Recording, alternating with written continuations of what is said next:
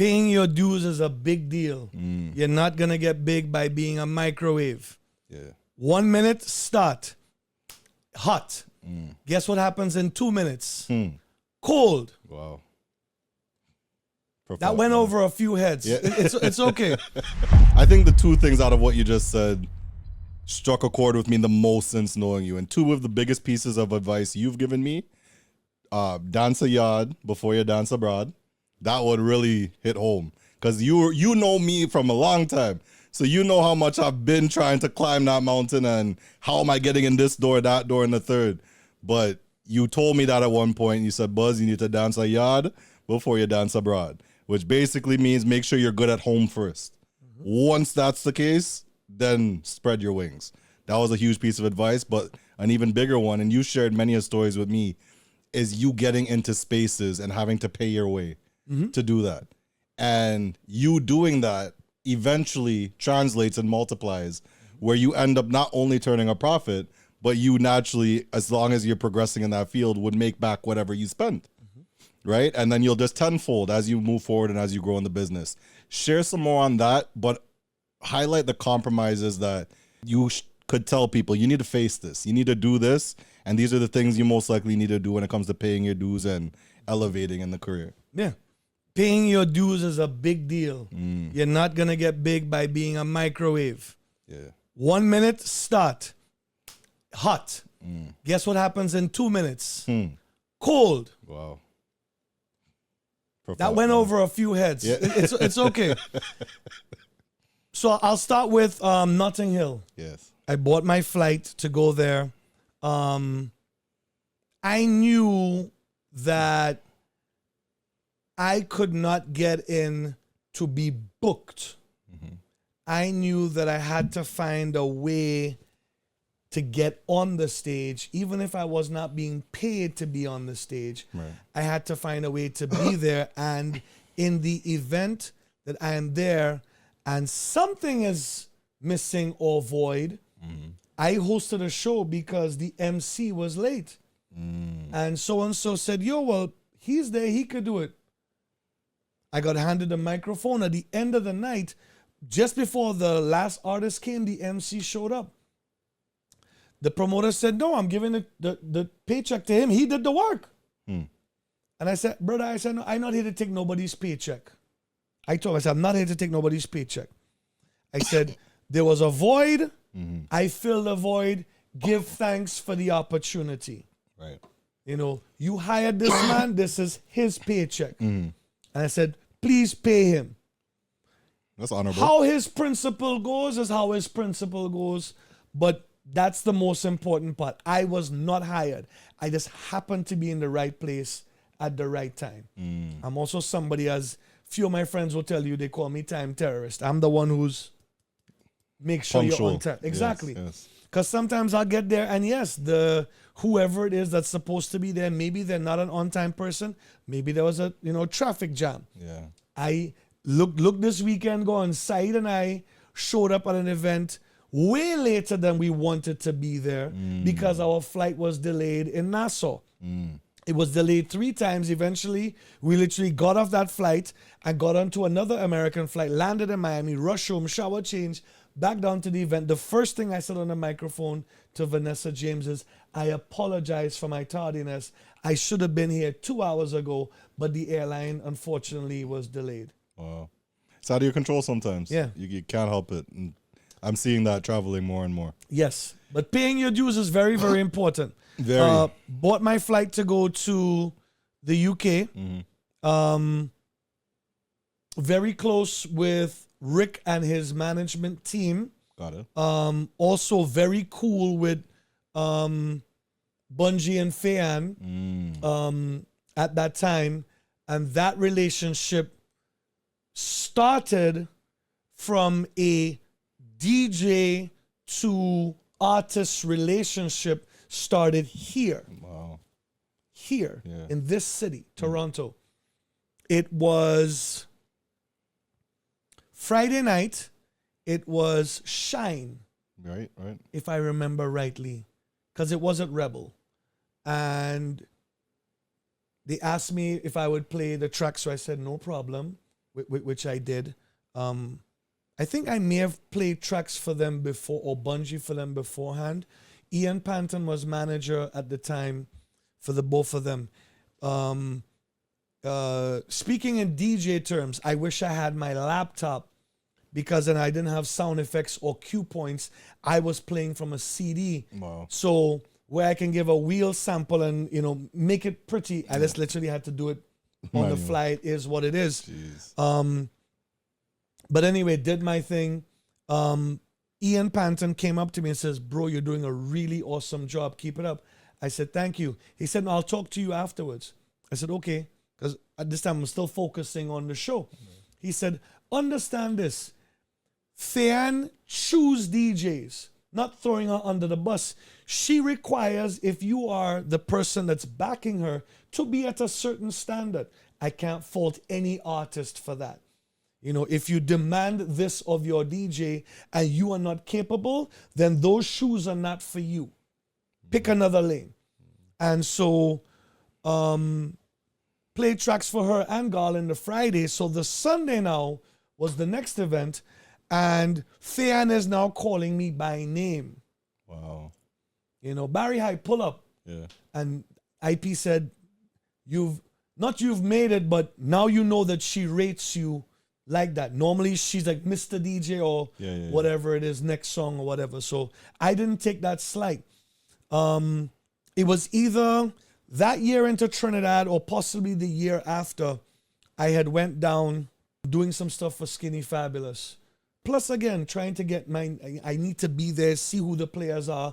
They have seen me out here, but none of them have seen me in Trinidad because this is my first time going in. Mm-hmm. So there's this one event which was called Indie Mass. I had heard about this and listening to the radio online all the time. Fayan's big song was Drop on the Ground and Roll. Mm-hmm. Indie Mass was always a band show. This year, or that year, I should say, it had actually became a track show. My understanding was, and I could be wrong, but this was my understanding, is you have the schedule, these are the band shows, these are the track shows. So I guess whoever the DJ was, knowing that Indie Mass was normally a band show, you could take your other bookings or gigs. That's my understanding of it. I could be wrong. So long story short, I called up Panton. I was like, yo, I've really wanted to go to this event. Could you please organize me? So he said, no problem, I get there. So I'm there and I'm like, but where's the band? Like, I'm not seeing. So anyway, long story short, Bungie and Fayan show up and they have 2 CDs. Now, as a DJ, this will make more sense to you. Everybody else, I'm kind of going to explain it so it makes sense to them as well. Got it. Bungie's tracks were on this CD. Fayan's tracks were on this CD. Bungie did his set. Fayan did her set. Mm-hmm. So I'm not going across from song to song to song. Right. So how do you keep the vibe going for the artist on stage without deliberate dead air? In other words, where there's a flat space. Right. So every time Bungie would get to the hook, let's say he would be doing a song, I would literally drop the volume, go to the next song, cue it up, which is the beginning of the song, and then tap the cue at the same time as he is singing. Wow. 1, 2, 1, 2, next song, press play. And I did that for his entire set. Yeah. Through. Faye, unfortunately, as much as she had all of the songs, she did Drop on the Ground and Roll for like about 15 minutes. Then she did a couple of the records, and then she went back to Drop on the Ground to finish. She surfs all the way out past the front of house board, which for those of you who don't know, there's normally a big mixing console in the middle of the crowd. Yes. That's what's called front of house. The other board is the one on stage, which is called monitors. Monitor mixes what the artist hears. Front of house mixes what the audience hears. Fayan is out past front of house. So when she says, thank you very much, have a good night, she then says, big up Barrie Hype. So the whole media area, because there's a space between the stage and where the crowd is, stops and turns and says, is you guys Barrie Hype? Yeah. Because they've heard the name but they never see the face. That's amazing. What a So story. there are, again, lots of scenarios like this where people have given me a shot, including Rupi, including Private Ryan, including Troyton from Black Shadow, where he has trusted me to have the ammunition of the Black Shadow dubs because I'm a selector for Black Shadow, but I'm not just going to go and play them just for playing them sake. You tastefully fit them into your set. Absolutely. Absolutely. You've traveled around the world, I would say at this point. It's safe to say. Is there anywhere you haven't been yet? A few places. Few places? Let's talk about your favorite place that you've gone. Favorite place and favorite carnival. Right. I am asked the favorite carnival one a lot. Yes. So I'll answer that one first because I don't have a favorite carnival. That's an easy answer. Right, because every carnival is something different. Right. You go to Dominica, and I went to Dominica the year when Trinidad was closed, so there was no carnival, so it was the only time I could go to Dominica. Dominica was letting them have carnival within certain parameters, you know, of you had to be vaccinated, yada, yada, yada, yada. And so, being from St. Lucia, WCK is like a G.O.D. in music for us. Because that's bouillon. Yeah. Bouillon vibe. The more popular bouillon records from that time is Balance Bate and bouillon from... I can go down the list of that one album that was huge. For WCK. Another band, which is, again, a G.O.D. in St. Lucia, is Burning Flames from back in the day. You put on a show with WCK and Burning Flames, half of the island might show up. Literally. Yeah. So, with that being said, and salute to both of them for the legacy of music that they have left for their islands respectfully and for the contributions to Soca.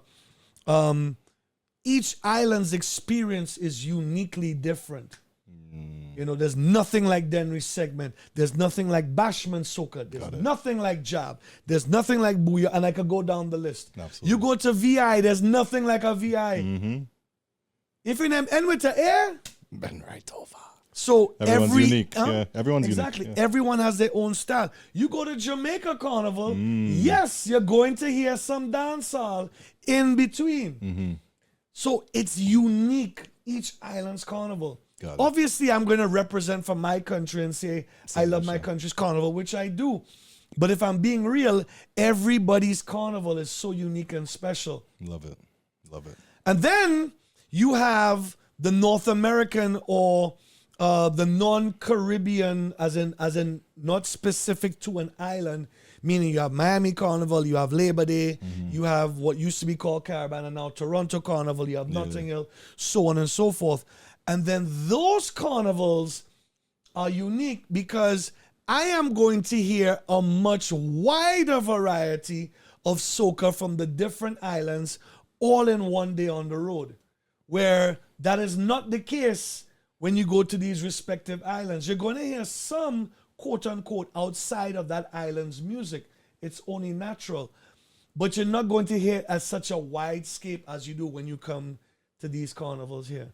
I had a very similar story with my start in the UK. And it was, funny enough, right after the story you gave me, which was you had to pay your way at first. Yep. You started at a deficit. You started at losing money. Correct. But within... Not losing, investing. Investing. Better words. Investing money. And then fast forward a couple of years, you started to see a profit or at least your money back. And then eventually you getting booked on more shows. That's exactly what happened like clockwork. It took my first time getting into London, asking to be on certain stages, getting lucky in a few scenarios, and showing them what I could do. Then my name started creating that buzz, pun intended. Pun intended. Halfway through the episode, more or less, we got a few more subjects I definitely want to dive into. Before we get there, definitely, guys, make sure to subscribe to the page. We're on YouTube, the Up From Here podcast. We're also on SoundCloud and your podcast platforms. Just search us up. You can download it there. Make sure to like, comment, share, and any of these stories you hear. If you've met Barrie Hype, drop and say hello in the comments. How did you come up with the name of for the podcast? The name of the we were sitting here in the studio, actually, this past Christmas time. Okay. racking our brains. We have a list of about 250 names that we all just sat and thought of. And after doing the podcast since 2016, we had a few different names for it that didn't really stick. And I said, this is the third iteration of this, and it has to stick this time. I am not rebranding. This time it has to stick, so it has to be perfect. And I thought, I love my Soca community. I love my Soca people. Predominantly right now, that's what I have access to. Right. So that's what you're going to see a lot of. But I didn't want to confine it to Soca. Yeah. And I wanted it, the point of the podcast, and what I feel a lot of podcasts are, is people tuning in, hearing what we have to say, our stories, hearing the hardships we had to deal with. And from that point, it's up to you now to hear us and learn from it. What do they say? Smart people learn from their own mistakes. Wise people learn from the mistakes of others. So you could now listen to a Barrie Hype who has decades in the industry of experience, that has stories to share. And you may hear one little thing that could now save you from getting screwed over or making a mistake in the long run. And you tune in, hear the stories. Once you hear them, it's only up from here. As I said, yes, guys, make sure to subscribe. We have Barrie Hype in the building. Now, one thing I always tell a lot of people in this industry, right? I respect a lot of things where a lot of these guys are concerned. I respect talent. I respect numbers. I respect brands.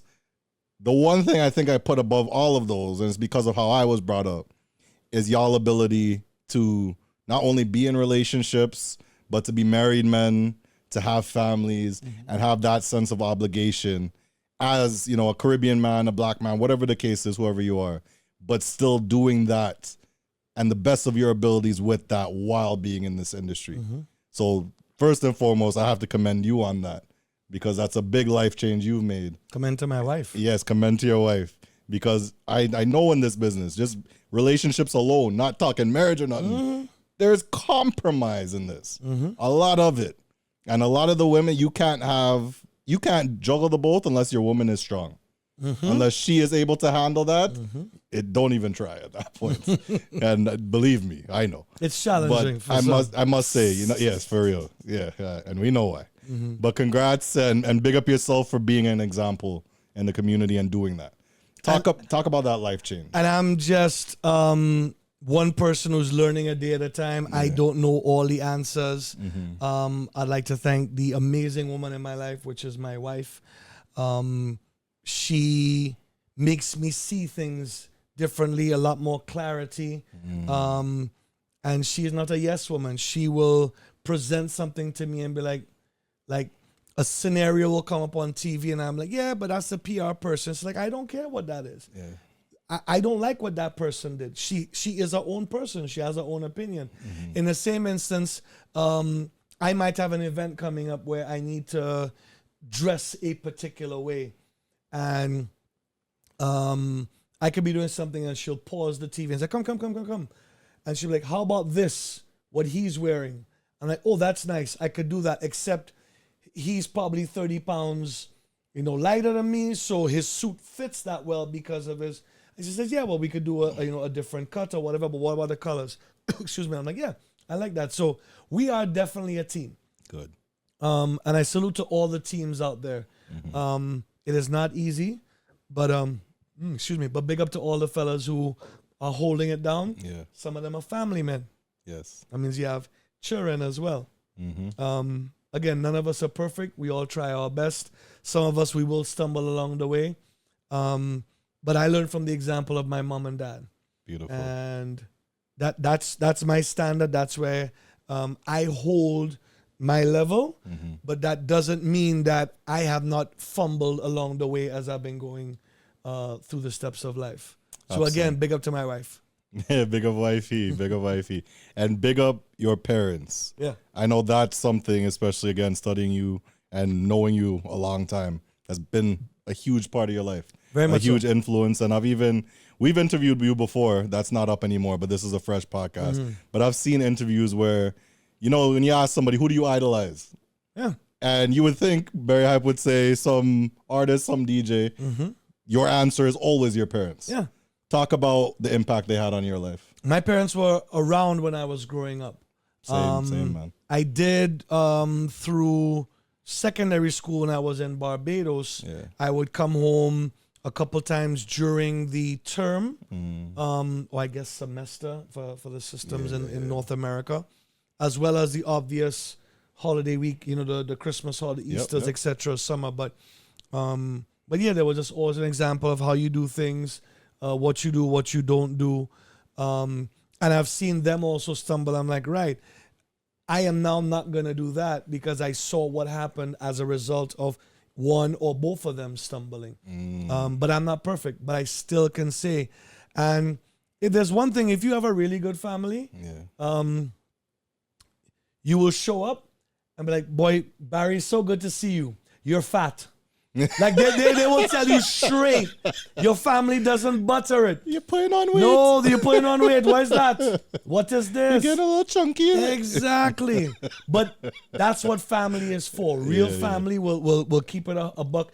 They love you no less and they love you no more. And preach. so I'm very, very grateful for mine. I actually have an uncle who's here in Toronto, and I have an aunt who's in Ottawa as well. Wow. So a lot of family roots here. Yeah. That's amazing. Yeah, man. I gotta say, when it comes to what you post, one thing I notice about you that you post, especially a lot more recent within the last, I would say 5 to 10 years, is your health journey. Share a little bit about that and what the importance of you hitting the gym and then going to that big stage, how all those things tie in. One of my doctors, I did my full blood work, and he's like, I'm not very happy with where these particular figures are. He said, I'm giving you 6 months. He says, my chart says I should put you onto this, but I'm confident that you're going to bring those numbers down. If in 6 months you don't bring those numbers down, I don't care what my chart is. I'm going to put you on this medication. So some may call it a scare tactic. I call it keeping it real. So again, because I won't hide and talk. I love food. You love your belly. I love my belly. Me too. I love my belly. Yeah. I grew up having 2 parents who cooked all the time. All the time, an amazing home-cooked meal. Yep. It's 2 skills that I really wish I took from my parents. One is the art of cooking, at least as well as they did. And another one, my father's knowledge of wine was amazing, to the point where he'd be like, yeah, I love this particular brand, and I love the 82 and the 84. So I'm like, what about the 83? Well, in 83 there was a drought, so this particular wine here, it wasn't as fruitful, it wasn't as flavorful, it was drier, or it was whatever it was. So he skipped that year. That's his knowledge of wines, and I'm really disappointed in myself that was one thing of dad's that I didn't take. Look at that. And eventually, who knows, you might. There's still time. My wife's knowledge of wines. Yeah, there you go. Something will connect. The importance now of the business of Soca. We talked health. We're getting into the industry and the business of Soca. This is something that I think is looked over a lot, is neglected a lot, is disrespected by a lot. And it's very important to understand the importance of the business of Soca. There's something I want to do right now. I haven't done this before, but because you're in a unique situation where you wear so many hats, I want to go through a bit of a business journey on each of those hats you wear, and your 2 cents and your guidance, advice on those things. But before that, what's the importance of the business of what we do? You put in all that work and you don't reap the reward financially because your house is not in order. There's a financial aspect of this too. It's not only for the love. We love it. Not every gig is a paying gig. Not every gig is a paying gig. Big up Jelani Hunt. We had a podcast with him, manager of a lot of big artists and DJs, and he said money can't be the primary focus. No. Because if you get that phone call one day and they say, hey, bro, we want you, but we're not paying. But guess what? It's Coachella. What you doing, bro? If you're in front of 100,000 people now to show your talent, that's worth probably any figure they could have paid me. Put it like this. If I won the lottery tomorrow I wouldn't be working as hard. In other words, those, late nights, early flights scenarios, but I would still be doing multiple aspects of this industry. Because as the expression goes, if you love what you do, it does not feel like work. I don't know about that one sometimes. There's a lot of work we got to do. But, hey, we love it, and that's why we do it. And we're getting into the business side of Soca. The hats you wear, right? Obviously, we know MCing. That's probably what I know you for the most. DJing, we have something that people may not be aware of. So when you give that lesson, explain the behind the scenes of it, but A&Rs. And any other hats you might be involved in. So we'll start with those three for now. MCing. So MCing. Give us your business lesson. So there is a difference between a master of ceremony and a hype man. And there are a few hype men who are also good at being a master of ceremony. But the person who stands there and introduces the talent that is about to perform, that is a separate skill from being a hype man, working with a DJ, or doing your own set together to get the crowd hyped or energized or ready for the headline performer. Or you could be the headline performer. But there are two different skill sets from a microphone point of view of master of ceremony and hype man. Some do both very well. Most are excellent in their lane. So that's two different disciplines right there. Yeah. Being a DJ for yourself and being a DJ for an MC or your hype man is two different skills. Being a DJ that can play and talk, that is another different skill set. Absolutely. Crown Prince looks at me and says, I don't know how you be talking while you mixing the record. So I don't understand that. He'll say something, put the mic down, and then mix. So again, that's another different skill set. And with each skill set, that should be a separate paycheck. I might be able to give you a package deal on doing a few things. Being a DJ at a party, being a DJ on radio, and being a DJ at a stage show. All different things. And being a DJ for an artist. 4 different disciplines. Then we're talking Carnival, Juve, all etc. Yeah, I get it. Then the A&R. So in layman's terms, let's say this is the artist. The microphone is the artist. This is the producer. This is the songwriter. In a number of scenarios, the artist writes. Right. But in a number of scenarios, there are artists who write that their biggest song was written by somebody else. So my job is to get the right producer with the right lyrics for the artist to make the right hit song. That in its own. So for example, if I have a song which is talking about gun lyrics, I'm not giving that to Celine Dion. It don't fit. I'm giving that to 50 Cent. Bounty Killer, Beanie Man.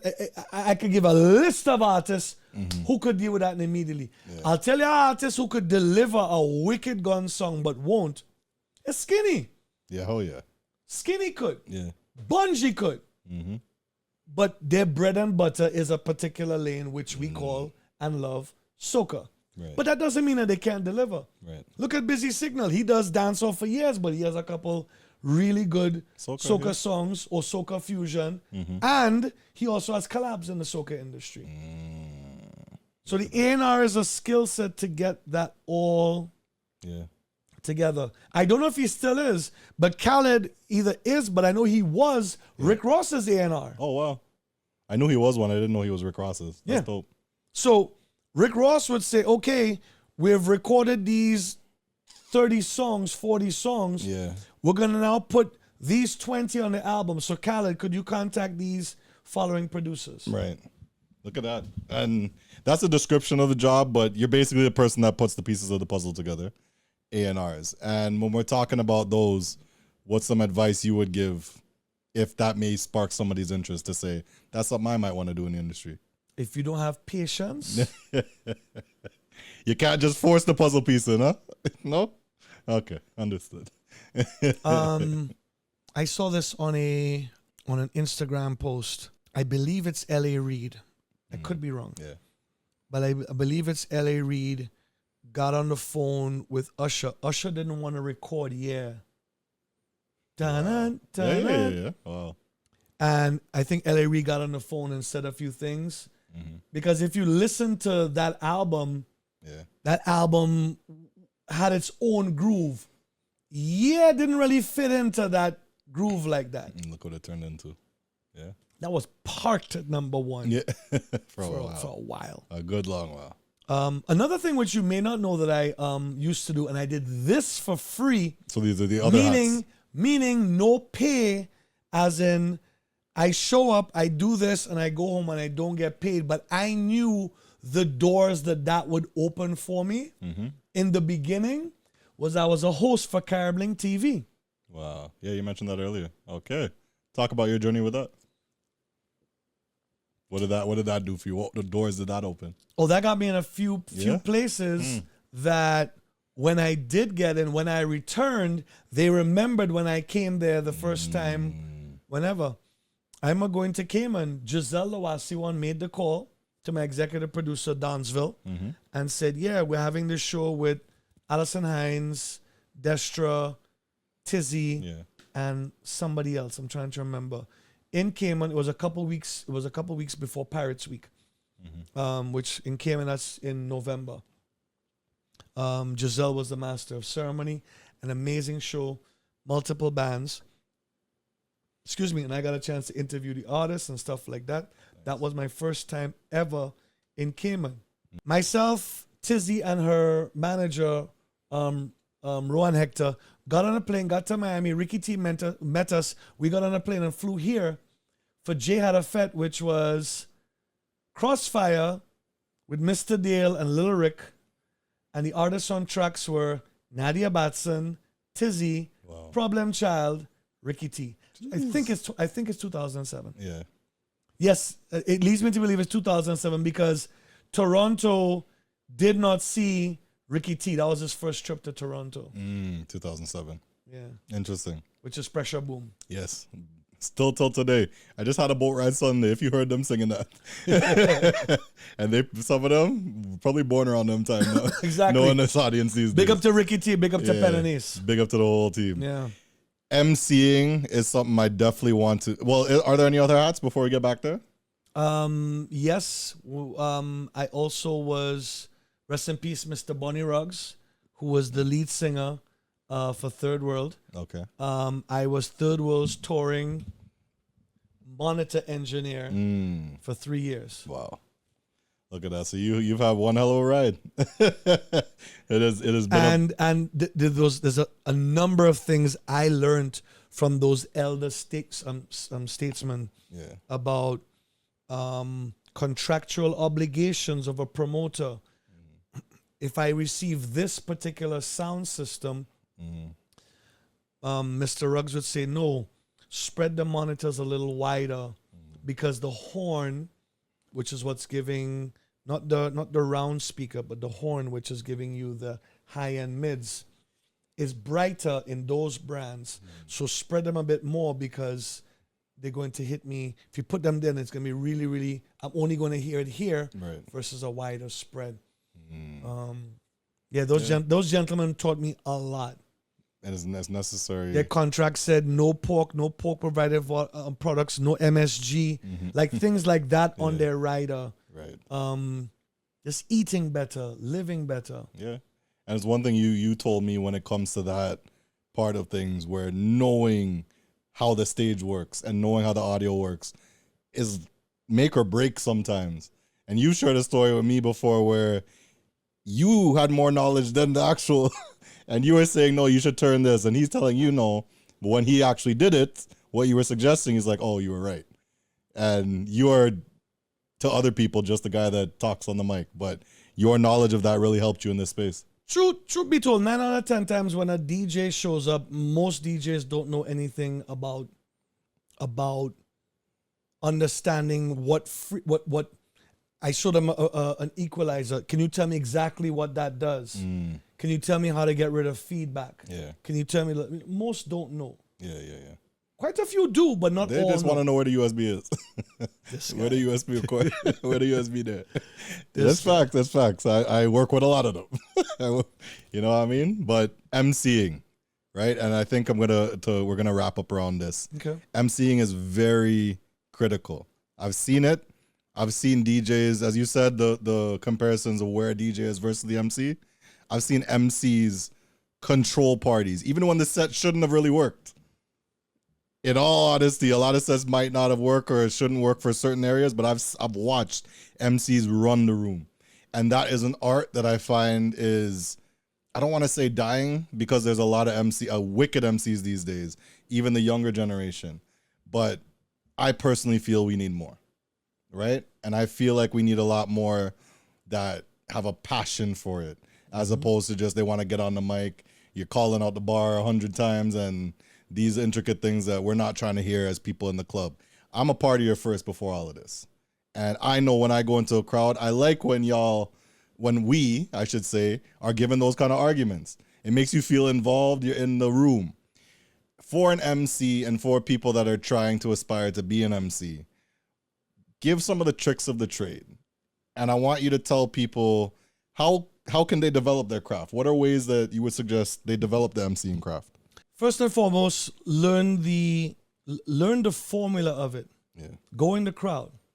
Don't stand on stage. Go in the crowd. What do you think should happen at this moment?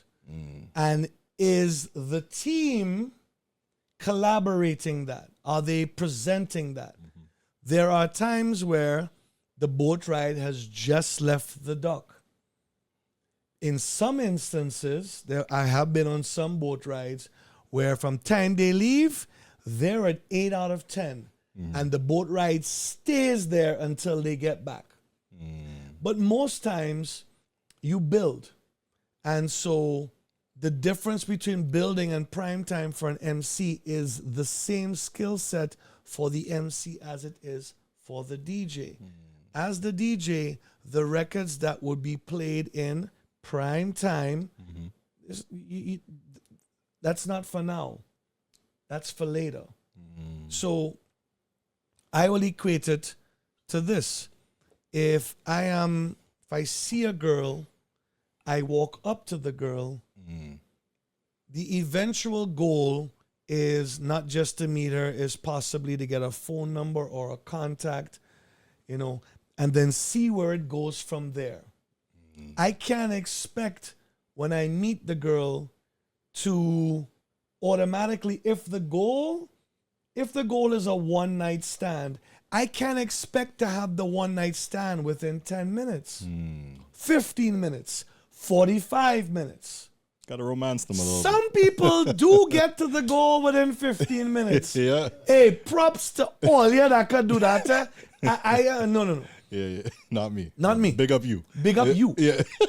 But, Biggie Small, ask her what her interests are, who you be with, please to make you smile. What numbers to dial? You gonna be here for a while, I'm gonna call my crew, you go call your crew, we go rendezvous at the mall around 2. It's a different era. They don't know about that. So, but I say this is understand what each gear of the party needs. Yeah. So, big up I see a girl crew over here. Big up to my ladies. Y'all single? Everybody single? No? You're good? All right? But know what's in front of you. Yeah. Know the crowd that's in front of you. If they come for a boat ride and they say it's 3 hours and all we want to do is jam, then yes, you might get through in 15 minutes because that's what they want on the boat. Jam them, yeah. But apart from that, understand what each step is. Yeah. If there are 7 steps to the top of the, to the top of the pavilion, most times you can't skip a step. I love it when you guys, when I say you guys, I mean any cast. When a cast can come together and you don't even need to have that conversation. Everybody knows their part, plays their role. the people feel that.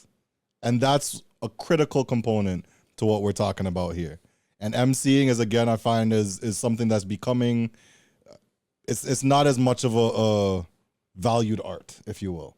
I want you to talk about the struggle where that's concerned. I know you've reached a point where you're a sought after MC, right? But there is a climb. There is an uphill battle. There is the fact that an MC wants to be an MC, but sometimes wants to DJ money. And they don't want to put in the work to get, as you said, there's levels to this. And if you aren't willing to put in the work to get there, you might not reach there. So talk about that struggle and the uphill climb, even the potential of people's perception of a barrier to how much you could make as an MC. So y'all charge differently here for MC and DJ in Toronto? I find so. A little bit. I find so. I don't know. But again, we don't really have MCs anymore. Like, the couple that we do have is Eman, Dez. O'Shawn is a good MC. The dynamic duo of Menace and Shy. Menace, but this again. Menace, by the way, y'all be sleeping. Yeah, no. Menace is a wicked DJ too. And MC. Yeah. Menace is wicked. Yeah. But those three you just mentioned, O'Shawn, Menace, and Shy, are all DJs as well. Yeah. So I'm talking about that, like, that is your thing. And then you have Dr. J. But again, a DJ and MC. But an MC, if you want to take that as your sole career, to be Eman DJs? No. Eman, come on, bro. No, Eman and Des don't. Yeah. Oh, well, Eman picked up a little Serato, I'm sure you see. But that's my dog, Eman. That's another podcast. Anyhow, them two guys, like, I've seen it throughout my career. That's been their thing. Obviously, Eman does pan and whatnot. But in the Kid Cut, yes. So those are examples. But again, those are three. Yeah. And those are older generation in terms of today's structure. Like the young boys in the industry, there's no MC, at least where I'm from. There's, you go outside, you're getting a lot of newer MCs rising and doing a great job. But I feel like that fundamental discussion is not there because there aren't many of them. There aren't many MCs. And especially somebody of your stature could shed a lot of light on. Black Reaction, he only MCs. There's one guy only MCs. Yeah. So, Mr. Black. So the reality is that, yes, they are. But if you're younger coming up or you've been in the game for a while and you can reinvent yourself. Let's say you were a DJ and MC. Yeah. You can now, if you want to, concentrate solely on MCing, i.e. Tony X. Tony used to do both. Yeah. When he was with Natural Freaks. Oh, he DJed as well? Oh, no, I'm at the... I'll get the name of the music video for KMC. Okay. Where Tony is DJing. Wow. And he said, check out, my words, check out this KMC. Or he says something. Yeah. Interesting. So that art, I feel like it's something that's necessary. It adds a lot of value to these events. And I feel like people need to, especially if they're getting into it, they need to take it seriously. It's not just you picking up a mic and saying the same 5 lines in rotation over and over. With that said, and this will probably be the hard question and one of the last, when does somebody need to put down a mic? And how can they identify that? Watch the crowd. Watch your crowd. No. Meaning like put it down for good. Retire? Or not even retire. Maybe don't start. Is there like a parameters where you should say don't, like maybe you should try something else? Like a voice is not maybe working properly. Charisma's not there. But most of us didn't start by being amazing. Most of us, we learned as we went along the way, and we saw, for example, one of the best master of ceremonies in the industry, I'm talking boss master of ceremony, is a gentleman from the UK named Martin J. That man is a boss master of ceremony. I take notes from him. Yeah.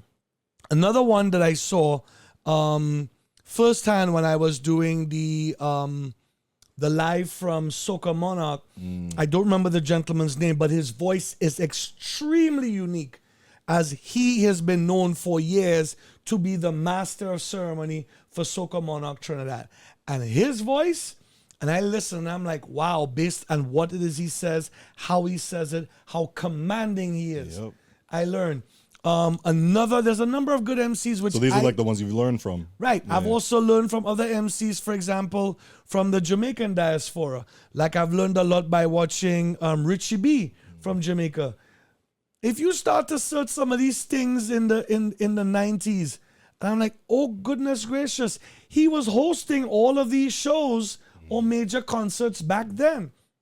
Another one is Jerry D. You know, I can go down the list of a number of these people who I just sat there, listened, and learned. Yeah. I've also listened to broadcasters. From my country, for example, one of them would be a DJ by the name of Dr. Beat, who played on the radio. I learned a few things from him. Another one is DJ Iowa. But these were all elders when I was coming into the game. So I paid attention to everything they said and things that they did not say. And then there's a number of comedians. By the way, that is a whole nother skill set. Exactly. I remember being on Uber and watching Tricks and White Yardie. And I just sat there and one of my friends said, yo, what's up? I said, bro, I can stand on stage if I need to kill time for 5 minutes and do my thing. I cannot do a 45-minute comedy set. So salute to you guys. That's a whole nother skill set. It's a moment of appreciation for sure. Yeah. So would you say those are in your top 5? Or do you have like your Mount Rushmore, I would say? Maybe top 4 of MCs. Who would you put in the Mount Rushmore? Master of Ceremony or Hype Man? I want Hype Man. Hype Man? You have to put Tony. Have to put Tony there for sure. Kevin has to be there. Yep. I won't put myself on the list. Yeah. Nope. Yep. No. You're there. No, I won't put myself on the list. Okay, what are we putting 5? With 5 on this Mount Rushmore. So Kevin, you, Tony. You can't leave out Patrick. Patrick for sure. That is a skill set that a lot of people are, you know, if you understand what Patrick does. I told Saeed, I said, I'm gonna be Patrick tonight. I'm gonna do what he does. I came back after 20 minutes. He said, "What?" I said, "Dude, I'm exhausted." Because what he does, it can't be matched. Exactly. Unmatched. But then there's a whole bunch of sleepers and creepers. Like people are not aware of how good good an MC Hollywood HP is. People are not aware of how good Hollywood Sashi is from Trinidad. So there's so many. It's hard to just say, here's 3, here's 4. Facts. Because then that's that world of soca. And that's on this side. You know, there's so many, there are so many MCs, but there's very few that are at that elite top. Absolutely. I would say my top 5, almost the same, but the people I took the most notes from or had the most profound moments where I could say like, yeah, that was one of the best sets I've heard in my life. Back to Basics. Yeah. Carlos. Tony X, yourself, Kevin Crown, and Regal. I think those are the 5 that like I would legit stand there in some parties and like study you guys. And I would say, what are they doing? What are things I could take away from and try and apply to my own situation? And then Ryan Saeed and Puffy had an amazing set at Brainwash. Yeah? Wow. Which one was this? The when they came off the cruise ship into Jamaica. Got it. And they paired the two of them together. Yeah. And that was an amazing set. By the way, Puffy and Ryan Saeed have had some amazing. We were on. It was Scorch DDI, and I came downstairs to the bar, and I said, you know who's on right now? Yeah, Puffy. I said, no. So what do you mean no? I said, Puffy's on the mic. They said, you lie. Yeah. So who's DJing? I said, Saeed. They left, went upstairs and looked and could not believe. Puffy was on the road in Notting Hill and found him walking. I said, yo, you want to line with us until you find your peeps? Sure. Just like and that. Ryan was playing. I was like, I handed him a mic. He went on for like 5 minutes or whatever. And they flattened it because the two of them are very in sync. So sometimes it's not that one guy that you really rate. Sometimes that team is just, second to none. Definitely, there's him, a few other people I rate too, in the especially in the MC category. Definitely the By Far Army, them guys, Mega, Cruiser on the mic. And then don't sleep on Overdose.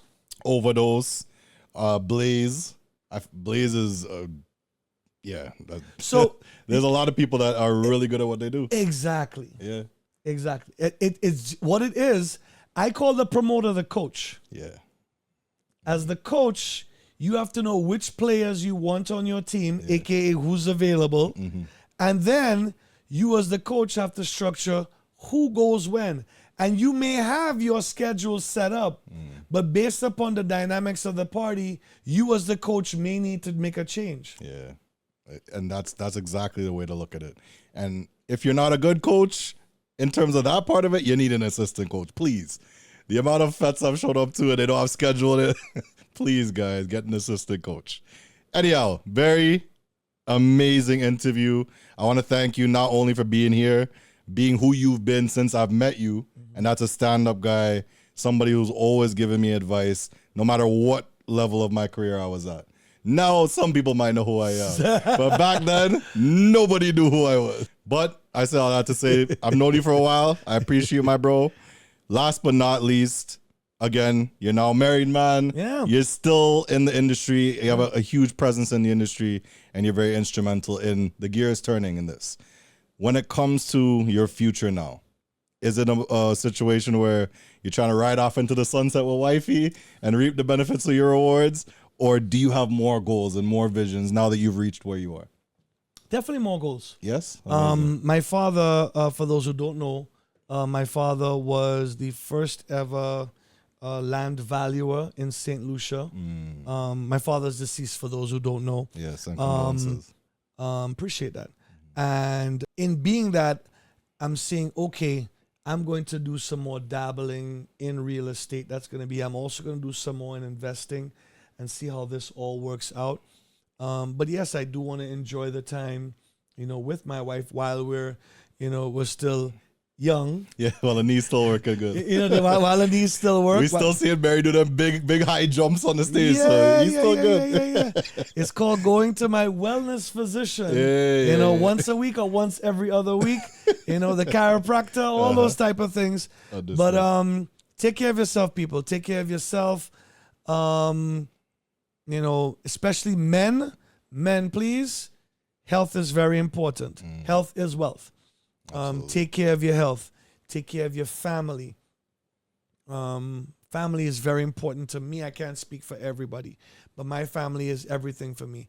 If I was in Trinidad 1 year, just to slightly. Yeah, no problem. And during Carnival, the Trinidad lottery went up to like a high number. And they were going to commercial break. And boy, what would you do? Boy, what would you do? I said, that is the easiest answer in the world. What I would do if I won the lottery. And they were like, well, we go ask Barry after the commercial break. They came back after the break and said, well, Barry said this is the easiest answer. I said, that is not a complicated answer. Barring a financial advisor telling me that this is not a good idea from taxes or whatever, I said, barring that, half of that goes to my mother and father. Not even a question.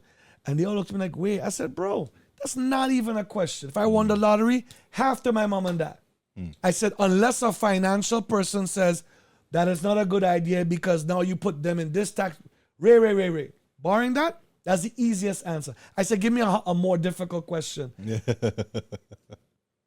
It gets to a point where for me, it's like, I just, whatever you guys want. Yeah, I could just throw all this lump sum of money at you, but at the same time, it's here. Yeah. Whatever y'all want, y'all good. You're well off. But by the way, I appreciate that. Congrats, my brother, on all that you've done. Thank you so much. You started with your brands, which you've built and became bigger. Tsunami started with a few people. Now that event is so big. Proud of you, proud of your team. I know that some members of your team were not there from day one. Some of the folks who were there from day one are now not part of your team. It's just a part of the journey. Some of them have been there all the way. Right. And we salute to them. But if you're looking to come into the entertainment industry and your motivation is this, that'll be a wake-up call very, very, very, very fast. Very fast. So, ladies and gentlemen, we hope you took a lot. We know you took a lot away from this podcast. Now it's time to apply it.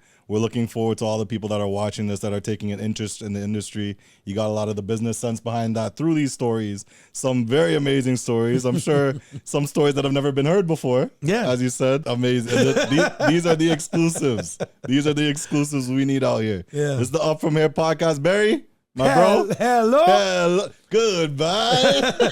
Yeah. Good morning, Uber cruisers. Yes. No. That's the voice that you hear that you hate. I'm that person who says that. I'm not the person who you press play on. I have to get up every morning and go and wake you out of your bed. Barry, my bro, I appreciate you. Thank you so much for being here. Every time. This is the Up From Here podcast. We appreciate all of you for watching. Make sure to subscribe, like, comment, and share. And we out. Goodbye. I am never saying that. Love it, bro. Bye.